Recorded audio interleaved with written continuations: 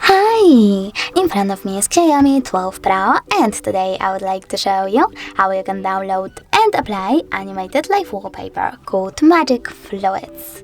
You need to start by accessing Play Store, clicking on the search bar and typing in Magic Fluids. Then download this free app from this developer and open it.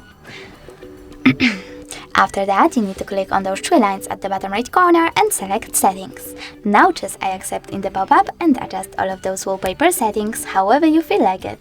When you finished, you need to click at the top right corner and bottom one again. This time though, click on Set as Live Wallpaper, tap on Set Wallpaper and decide if you wish to apply it on home screen or home screen and lock screen by choosing one of those options. So now when I go back, as you can see, my wallpaper was successfully applied.